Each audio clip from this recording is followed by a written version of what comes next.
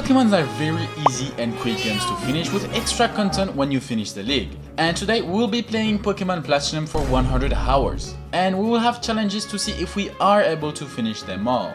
First of all, completing the Pokédex. Then having a shiny Pokemon, finishing the league multiple times, having a level 100 Pokemon, and finally having at least 3 of the golden cards in the Battle Frontier. First off, as a man, I took the girl, and I named myself 100 Easy. And for my rival, it needed to be my ultimate rival in this challenge, the one that inspired me, Zwigo.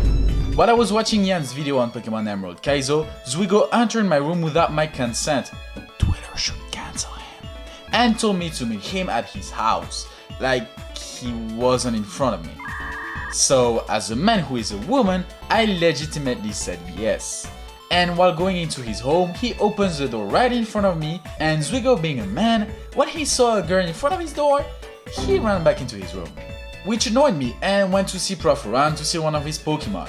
Zwigo saw me pickpocketing Proferan, and he came and saw too, and we had a fight, which obviously turned into my favor because, well, he's weak. After that, I went back home and told everything to my mother, who threw me out because it's not okay to steal Pokemon. Ugh, grow up, mom. And I met Zwigo on the way, and he explained to me that it happened to him too. So, arguably, we decided to go and catch a mythical Pokemon capable of creating a chain to control a god. Nothing unusual. But we encountered a weird blue-haired depressed person, which is unusual because we're not in America. And he freaked us out and we ran away. While going to the next town, Zwigo and I decided to steal a Pokédex from Proferan.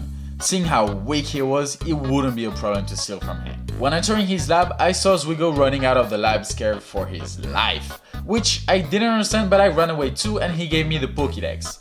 I then named my starter Franklin for obvious reasons and started my way to Jubilife City, and on my way we found a Starly on Route 202, and in the city, the assistant caught me and gave me to an inspector, who did nothing. I then answered questions to Zwigo's fans and destroyed Zwigo on the next route, where I caught an Abra who will turn out to be very useful in this challenge. I forgot to mention that there have been additions to this Pokemon Platinum. First of all my text has been sped up so it will be faster for me to move on, because there's a ton of chit chat in this game. And most importantly, I have changed the tradable Pokemons for them to be evolving at level 37 thanks to the randomizer.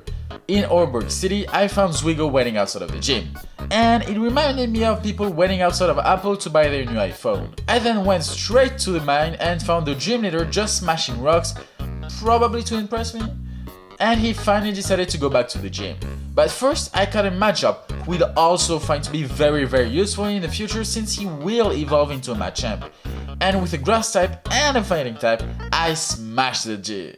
Oh, that was close. On my way to Eterna City, I saw a girl asking to save her dad from terrorists. And as a proud citizen, I denied it. And went to train my Pokemons for the next gym. Well, all of my team members evolved, and it is also where I found Shellos, a Pokemon who will evolve into a ground water type. So, naturally, I called it Zwigobozo, since his favorite Pokemon is Swampert. That's a cool Pokemon. In Eterna Forest, I caught Ghastly, and upon arriving at Eterna, Zwigo came by and said there was a golden statue we could steal.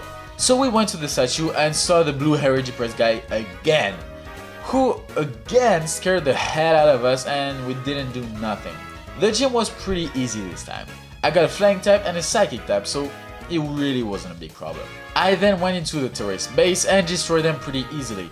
I don't care what they do, I just wanted the bike, so thank you. I then went on Route 206, where I got my XP share and one of the most important items to train, the VS Seeker, which I stole from the assistant of Proferan. At this point, it shouldn't surprise you anymore. It is a super useful item that allows you to rebattle trainers, and some trainers actually level up while you're progressing in the story.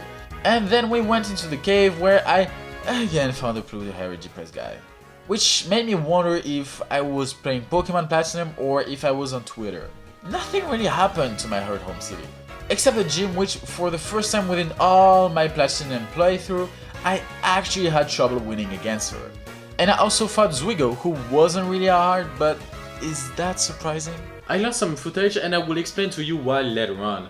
But this is what happened off screen. I destroyed the 4th gym, and we're now taking on the water gym. But before going in there, Zuigo tried to stop me, and thought he could be able to win, when he didn't evolve his Saravia and his monkey, even though he could. Come on, Zuigo, I saw you in better shapes than that. So back to the gym, where I realized I was under-leveled. I decided to train all my team to level 37 so that all of my Pokemon would be able to evolve. And afterward, we had a great battle. While going back to Veilstone City, I encountered a Galaxy Grunt that exploded something, which we wonder what it was, so I had to purchase him by the order of Wake, since he wasn't awake yet.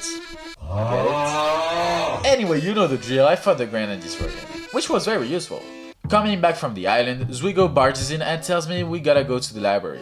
And when I went there, I saw Prof. Ron and his assistant. They wanted to negotiate. We would keep the Pokédex and the Pokémons, and they won't call the police. If and only if we help them to save the world. So basically, we would be named heroes, we wouldn't be criminals, and we would keep what we stole. Is he really a professor? And do I really need to tell you guys if I accepted the offer or refused it? I had recording problems, so what happened off record is I saved Lake Valor and Lake Verity, smashed the 7th gym with ease, and here we are at Lake Equity seeing Zuigo whining on the snow. So I went to their HQ, fought some grunts, heard the blue-hairy depressed guy whose actual name is Cyrus, and who is the chief of the Galaxy team. The inspector was also with us, and surprisingly enough, he did nothing. Anyway, after the speech, I went to his room and fought him. After beating him, he just gave me the Master Ball, because although he is depressed and wants to destroy the world, he is nice and stupid. So he ran away and I went and freed Mesprit, Uxie and his elf. I then went to Mount Coronet to stop Cyrus from destroying the world, but he already achieved to do so, until the ultimate plot twist happened. Giratina, who hundreds of years ago tried to destroy the world,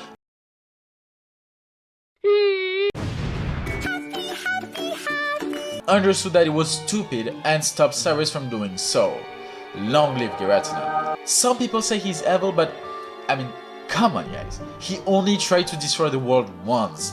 Everyone makes mistakes. Cynthia and I went to the destruction world because why not? And we found Cyrus, who instead of fighting Cynthia, fought me. And Cynthia let it happen! She is as useful as the inspector. So I won and he just gave up. And here comes trouble. Giratina. Do you remember the challenge to find a shiny Pokemon? Well, here it is. Although I was very lucky, it still took 1 hour and 44 minutes. Of course, it is a very good time, considering people who dedicate their lives to shiny hunting can hunt for days before finding him. And at that time of recording, I was 18 years old, still in high school. I obviously didn't have time to play Pokemon. Anyway, with Gigi on my side, my journey will turn out to be much easier than it already was. I mean, it's not like I would have to train for the 8th badge. So back to training, I guess.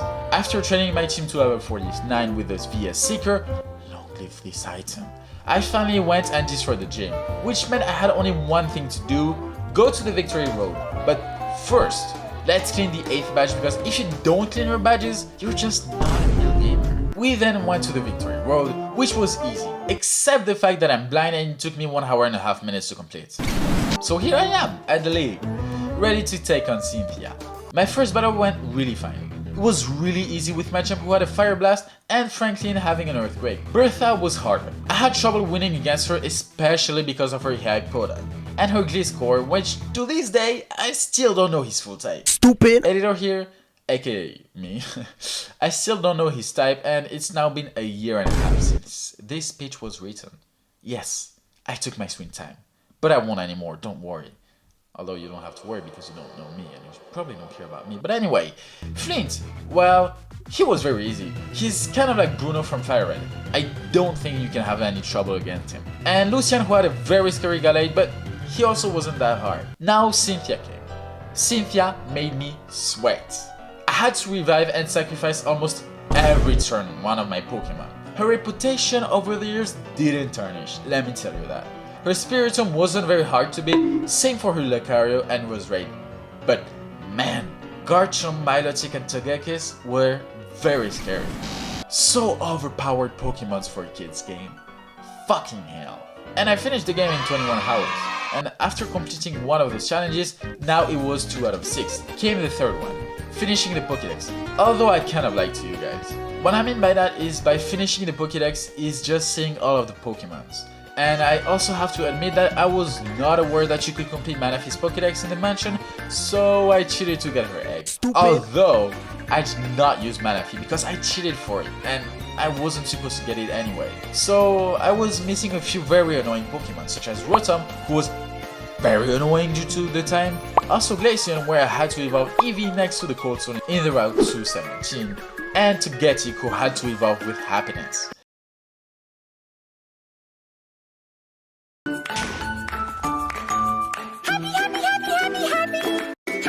But after 1 hour and a half, I already finished it.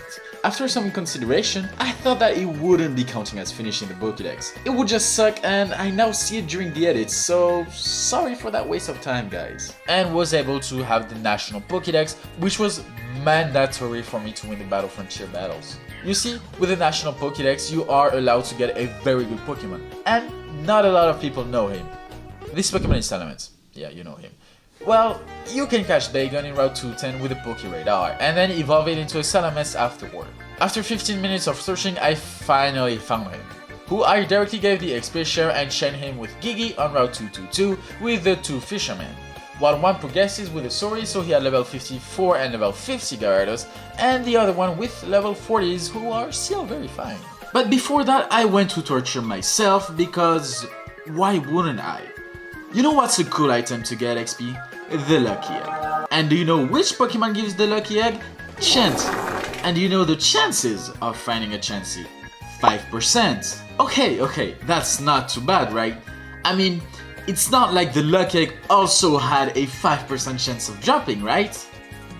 Right. Fucking hell, I hate this shit fuck Pokemon, they suck. One Lucky Egg! It took me 1 hour, but I finally had it.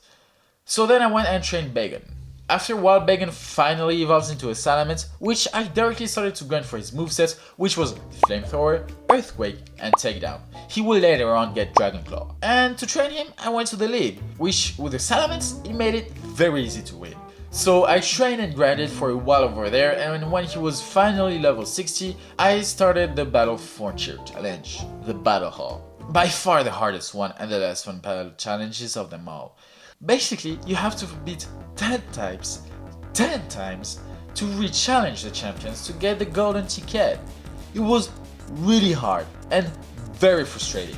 The first 10 were very easy. I took types that Salamence would be able to one-shot, which he did, and this was very annoying to beat, but after a few tries I finally beat her.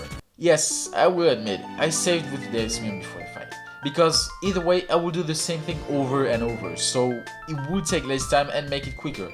Also, if on clips you see me saving, it's because now it became a reflex, because I live in Africa, and we have a ton of electricity problem over there, so I always have to save to make sure I don't lose any progress. But now came the second try, with the most hateful types, Water, Ice and Dragon. I can hear you say, but why water? Salamence doesn't care about water types. You're technically right. Although when those freaking water types have ice moves, it becomes really hard to win. And I actually lost a ton of time, so I had to go and train my Salamence again because this Salamence is even slower than a Dragonite. Seriously. So Dragonite would one-shot my Salamence. Every ice type would one-shot him. Even a Sneasel one-shot him. A Sneasel! It has the word sneeze in it and it one-shots my Salamence! Fucking hell! So I went after 3 hours of tries and tactics and challenged her. She was actually very easy. On my first try I did it. She sucked! So I got the golden ticket for the battle hall and 89 hours in the game. Anyway, now I had to get strategic Pokemons, therefore I trained Kuto, my Scyther, evolved into a Scizor. That's so fucking annoying to say, by the way, with a French accent. And trained him. Found her scale, so gave him the perfect stats, and after approximately 1 hour I was done and I had my strategic Pokemon. I also did a bit of the same thing with Togekiss, who will be my other team member for the Battle Towers. This team was inspired by John Stone, by the way, so thanks to him. But before doing this challenge, I first wanted to do, for me, the best one, the Battle Factory. It is the easiest and the funniest of them all. You basically have 6 Pokemons that the game gives you. You can choose only 3 of them, and then go in a battle. When you win, you can choose one of the Pokemon the trainer had and replace it if you wanted to, which saved my run multiple times. And also, the lady gives you advice on the next trainer so you know what's his first Pokemon. It was a really easy one since I did it on the first try for both of the fights. And I got it after 93 hours into the game, my second golden ticket. Now comes the Battle Tower. It's a really tough one, but quite fun honestly. Basically, you can only choose between 3 Pokemon in your team, which for me obviously was Salamence, Togekiss and Scizor. And I had a few attempts to win, like 5 or 6 times. The first challenge was really hard. He had a Dragonite, a Milotic and a Rhyperior. Rhyperior was easy and Dragonite, meh. But the real challenge was Milotic. I went for Scizor and used Knockoff to disable the leftover and spam the attacks away. She actually was complicated, and weirdly enough, the second challenge wasn't that hard. I mean, it did take 2 tries, but I really wasn't tryharding. And after 98 hours, I finally got the 3rd golden ticket, which meant we completed another challenge. 4 out of 6. In 2 hours, I didn't have time to beat the 2 others, or even to get Salamence from level 78 to level 100. But here came a savior, my stupidity. You see, throughout the gameplay, I tend to forget to turn off or to pause the game, which meant sometimes I would be AFK for 30 minutes to 1 hour, and it happened very often. So I gave myself 7 extra hours to finish what I wanted to. Now I don't consider this cheating because I wasn't playing for 100 hours but just being AFK. It's like if I just finished the league once and just let the game open for 60 hours and boom, 100 hours finished, you know. And it is the first time I had this challenge, so it was actually the first time in 15 years of playing Pokemon where I had to care about the time. Which is why I made so many mistakes and I apologize for them. Anyway, with an extra 7 hours, I had the choice between trying to get the golden ticket or to be sure to have my Pokemon to level 100. But it was not possible for me to do both. And although having all of the tickets would have been awesome, I would have absolutely loved it. But I have a confession to make. I never had a legit level 100 Pokemon. And it was one of my dreams in Pokemon to have it. Not counting Pokemon Emerald Kaizo or Radical Red or even Pokemon Insurgents. So I opted for the golden tickets because fuck my dreams. I'm obviously joking. I went for Salamence. It was actually a really easy task. Salamence at level 79 was already able to do one-shot every Pokemon in the league, so it was really easy. I've beaten the leagues like 10 or 15 times and I was finally over. Salamence finally passed level 100 at 106 hours against the Elite Four Flint, and with 1 hour in front of me, I decided to be the god, the almighty Pokemon, Arceus. I went and sold for the last time an item, called the Azure Flute in the mansion. Went to Mount Coronet, arriving there I played the flute and transparent stairs appeared. And there he was, Arceus, the god of the Pokemon. With the background music as badass as Cynthia's, I felt it. He was the one who will give me a child. He is already dead, okay. So with 2 minutes left, I went back to the league and contemplated what I had done with the beautiful symphony in the background. In the last hour, I stole something for the last time. And in the last 2 minutes, I cleaned my badges for the last time. So fucking deep.